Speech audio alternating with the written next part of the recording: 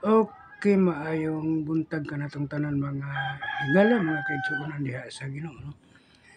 So this is a great opportunity to have a live no, this morning because no, nindot kayo ang ato ang panahon karon. Then usa pa sad, murag dili ra kayo sasaw, di ra kayo banha no ang palibot. So mo na nga nakahigayon kita sa paghimo og live niini nga kabuntagon. So atong pagkatun-an karon kining nahisulat sa ikaduhang Timoteo versikulo 3, magsugod ta sa kapitulo 3, magsugod kita sa versikulo 12, magpaingon sa 17, no? Okay, atong sugdan, di ta maglangan. Mingon sa dinhi, and all that will live godly in Christ Jesus shall suffer persecution. No? Ang tanan nga nagkinabuhi sa pagka-Diyos nun diha kang Kristo mga igsuonan, magaantos no, sa mga paglutos. So tinuod ka na mga kaigsuonan, no? Kay sukad pa kaniadto the first century Christian nga nagatuo sa hingpit ug hugot diha sa atong Ginoong Kristo kasinati gayud og pagpanglutos. Kasinati gayud sa mga pag-antos. So mo kana nga mga igsoon, dili na nato ikatingala kung matag usa ka magtotoo diha sa atong Ginoong Kristo, magaantos gayud sa mga paglutos, magaantos sa mga kasakit, tungod kay kini parte man sa atong pagsulay, no? Kay kung dili ka iya sa Ginoo, dili ka makasinati og pagsulay. Dili ka pagasulayan kung dili ka iya sa Ginoo.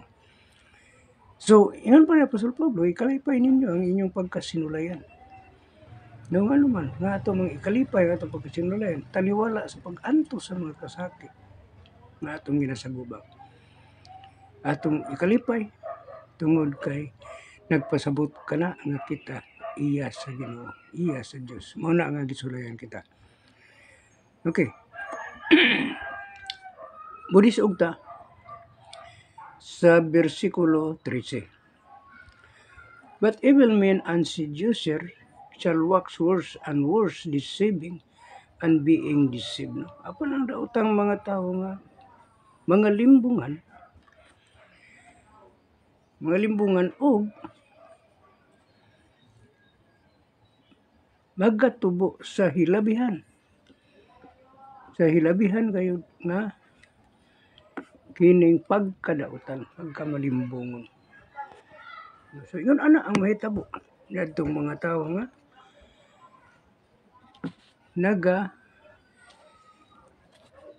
kinabuhi nga dautan. Kinabuhi nga limbungan. So yun ana, no? Nga ang nahitabo.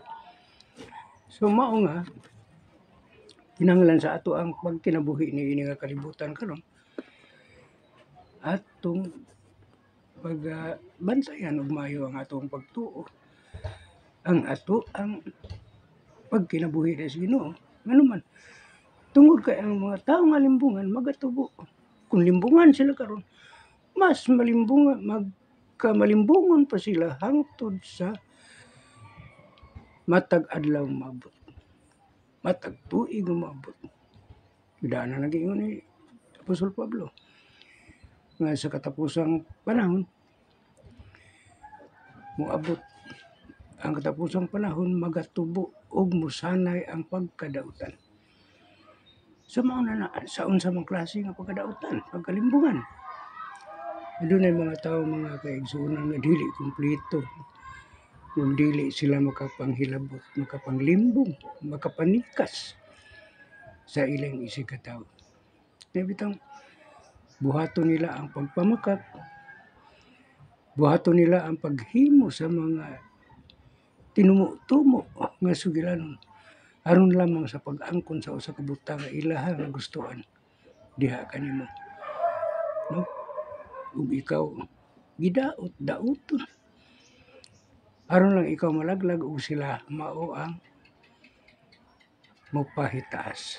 So iyon ana ang kadaghanan nga nahitabo sa ato ang katawhan karon. So, 40. But continue you in the things which you have learned and have been assured of knowing of whom you have learned them. No? Apan ikaw magapadayon diha sa mga butang ngayong katunan mo og hingpamatud-an sa nahibaluan gikan kang kinsa imong hingkat-unan sila. No? So, nasay naman kita. Ato namang nibaw-an ug unsa sila. No? Nagkakat-on kita ug unsa ang ilahang kinaiya. So, munang ingon ni Apostol Pablo, magpadayon ka diha sa mga butang nga hingkat-unan mo og napamatud-an sa nahibaluan gikan kang kinsa imong hingkat-unan. No? So, kung nahibalo ka sa kamatuoran, imong ipadayon ang kamatuoran. Imong ipadayon ang mga mayong buhat aron sa ingon niya na kining mo kanay mo giya kanimo mugiya ka nato ngadto sa kinabuhing walay katapusan. So muna angay natong pamalandungan mga kaigsuonan ko ug mga kahigala. No? So, padanta sa bersikulo 15, and that from a child you have known the holy scriptures which are able to make you wise unto salvation through faith which is in Christ Jesus. Sukat sa imong pagkabata, himbaluan mo ang mga balaan nga kasulatan nga nakahimo kanimo nga manggialamon ngadto sa kaluwasan pinaagi sa pagtuo nga anaa kang Kristo Jesus. So, nakapahimo ka na itong wise. No? Sukad pa sa pagkabata, ang balaang kasulatan, ining Biblia, nakapahimo ka na itong manggialamon. No? We have a wisdom from God through the Bible, through the Scripture. So muna atong tambran nga ang atong pagkamanggialamon ngadto ka na paingon sa kaluwasan. Ang atong knowledge and wisdom unto salvation, paingon sa kaluwasan.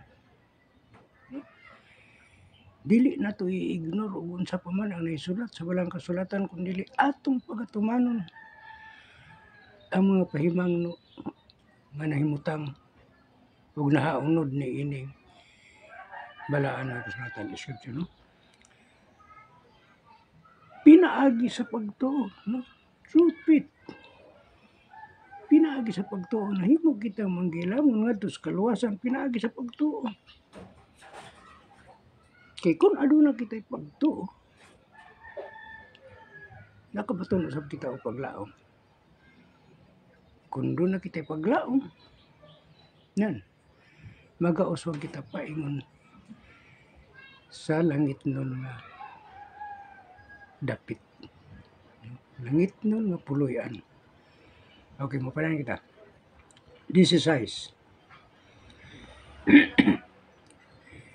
All scripture is given by inspiration of God and profitable for doctrine, for reproof, for correction, for instruction in righteousness. No? So, gingon din nga ang tibok kasulatan gibugna sa Dios ug may kapuslanan usab alang sa pagtudlo. No? Kinahanglan. So, ang usa sa katuyuan ngano nga gibugna sa Dios ang maong kasulatan kay kini adunay kapuslanan sa pagtudlo. No kinahanglan kahibalo ka mo tudlo ug kinahanglan imong itudlo ug unsa ang imong nasabtan ngadto sa balaang kasulatan ug imong itudlo ngadto sa mga tawo nga lack of knowledge kana kulang sa kahibalo. See? So, itong dili ka sa pagtudlo lang, sa pagbadlong. So, kung doon ay mga tao nga angay badlongon, gamito nimo sa pagbadlong ang balaan nga kasulatan. no dili sa imong kaugalingon nga idea. No, kundi gamiton nimo ang balang kasulatan sa pagbadlong,